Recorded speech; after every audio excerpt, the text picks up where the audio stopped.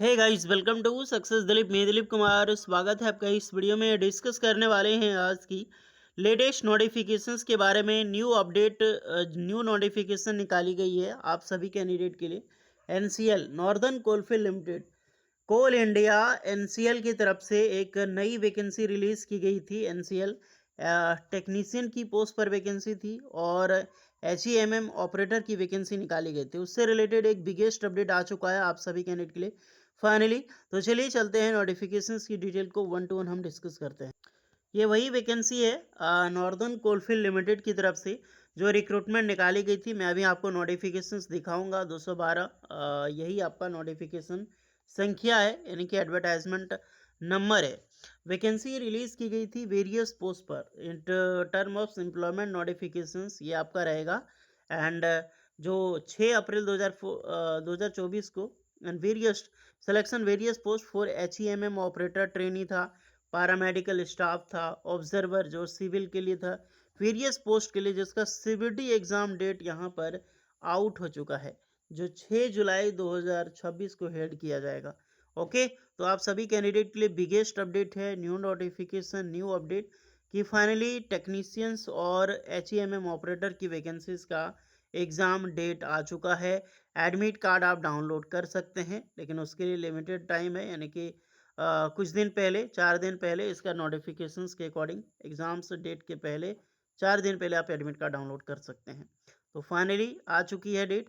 अब मैं नोटिफिकेशंस आपको थोड़ी सी दिखा देता हूँ और सिलेबस के बारे में, कि अब क्या करना है आपको, किस प्रकार से एग्ज़ाम्स आप क्रैक कर सकते हैं रिविजन्स को लेकर।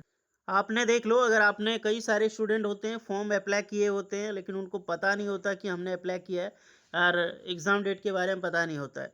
हालांकि अब क्या है कि हर सेंट्रल गवर्नमेंट हो या स्टेट गवर्नमेंट हो, हर किसी कैंडिडेट को मेल किया जाता है। हर कैंडिडेट को मेल आएगा आपका एग्ज़ाम डेट को लेकर या फिर एडमिट कार्ड को लेकर। एग्ज़ाम डेट को लेकर अगर भले ही नहीं आए, एडमिट कार्ड जैसे आपका रिलीज होगा तो आपको मेल आ जाएगा कि आपका एडमिट कार्ड आ चुका, आप एग्ज़ाम्स देने के लिए इच्छुक हैं और अपना एडमिट कार्ड डाउनलोड करके एग्ज़ाम डेट पे जा सकते हैं।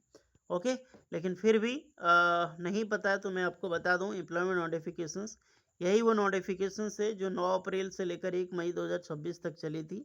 वेरियस पोस्ट पर जो एचईएमएम ऑपरेटर ट्रेनिंग की वैकेंसीज थी, और इसका हेडक्वार्टर आपको पता है सिंगरौली में पड़ता है, Madhya Pradesh and UP Sonbhadra district, वहीं पर आपका जॉब लोकेशंस होता है।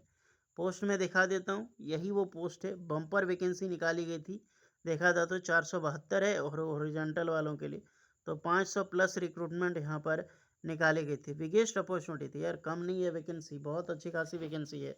डंपर ऑपरेटर ट्रेनिंग 308 पोस्ट पर। गार्डर जो गार्डर ऑपरेटर ट्रेनिंग है उसके लिए 34 वैकेंसीज है। डोजर ऑपरेटर के लिए 52 वैकेंसी था। क्रेन ऑपरेटर के लिए 17 वैकेंसी। पे लोडर ऑपरेटर के लिए यहाँ पर 18 वैकेंसी। और सरफेस जो minor operator training 43। Total 472 plus horizontal reservation के अकॉर्डिंग ये आप सभी कैंडिडेट के लिए न्यू वैकेंसी, पैरामेडिकल स्टाफ के लिए कुछ वैकेंसी निकाली गई थी। अप्रॉक्सीमेटली 560 प्लस वैकेंसी आप सभी कैंडिडेट के सामने निकल गए। ये पैरामेडिकल स्टाफ का पोस्ट था। ऑब्जर्वर में सिविल के लिए वैकेंसी निकाला गया था, तो बम्पर वैकेंसी यार, आप समझ सकते हैं। 10 पास 12 प्लस वेरियस कैंडिडेट अप्लाई कर सकते हैं। जो डोजर ऑपरेटर है, जितना भी ऑपरेटर ट्रेनी है ना, ऑल इंडिया 10 पास प्लस आईटीआई के कैंडिडेट बेशक एलिजिबल हैं, क्योंकि सिर्फ आपका वैलिड एमएमवी का लाइसेंस है, आप ये सारा फॉर्म अप्लाई कर सकते हैं। आपको पता है कि एचईएमएम ऑपरेटर में आराम से आईटीआई एलिजिबल होता है अप्लाई करने के लिए। तो ये ही वैकेंसी थी। मैं भी होपफुली बहुत सारे कैंडिडेट 10 पास 12 पास आईटीआई डिप्लोमा कैंडिडेट ने फॉर्म अप्लाई किया होगा। तो फाइनली आपका एग्ज़ाम डेट आ चुका है, आप बेहतर तैयारी करो जॉब के लिए। जो मैंने आपको पहले ही भी बताया कि किस प्रकार का जॉब होता है, और सैलरी तो बहुत अच्छी खासी सैलरी मिलती है।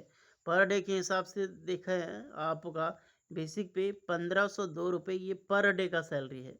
ओके, और ये बेसिक पे है 1502 रुपये बेसिक पे पर डे। अभी इसके साथ डीए अगर ऐड कर दो तो लगभग लगभग कितना हो जाएगा, लगभग 2200 की प्लस आपका डीए हो जाएगा। पर डे का मैं बात कर रहा हूँ, इसमें अगर देखा जाए तो आराम से 60-70 हज़ार प्लस आपको सैलरी मिल जाएगी। बेसिक पे यहाँ पर समझ सकते हैं, सैलरी अंदाज़ा लगाओ, बेसिक पे 43,775 है।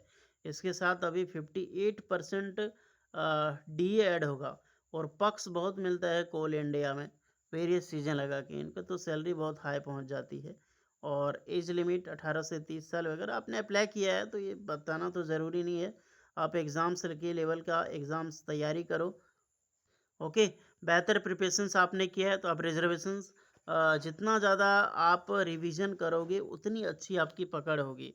बिकॉज प्रीवियस ईयर जो क्वेश्चन है वो उठा के देख लेना सारे स्टूडेंट।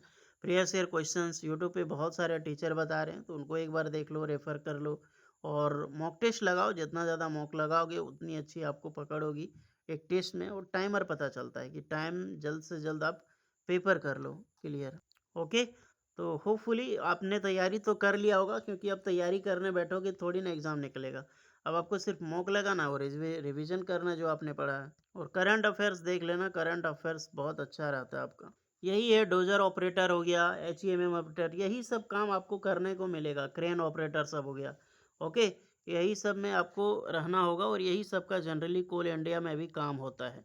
डोजर कैसे चलाना है, क्रेन कैसे चलाना है, ऑपरेटर का ये और काम ही क्या है। अगर कोई है ऑपरेटर तो उनके लिए तो गोल्डन अपॉर्चुनिटी है, ये सब चीज़ें आपने सीख लिया तो। ओके, तो अच्छी खासी सैलरी आपको यहाँ पर कोल इंडिया में मिल जाती है। बट लाइसेंस बनवाना बहुत ही टफ है। कोल इंडिया का लाइसेंस ही सबसे बड़ा मैटर करता है। अंडर माइनिंग्स का बहुत सारे चीज़ पे ध्यान रखना पड़ता है तब जाके लाइसेंस बनता है। और वैलिडिटी 2 साल। तो होपफुली आप तैयारी आप समझ लिए हैं, जो भी तैयारी की है आप रिवीजन करो।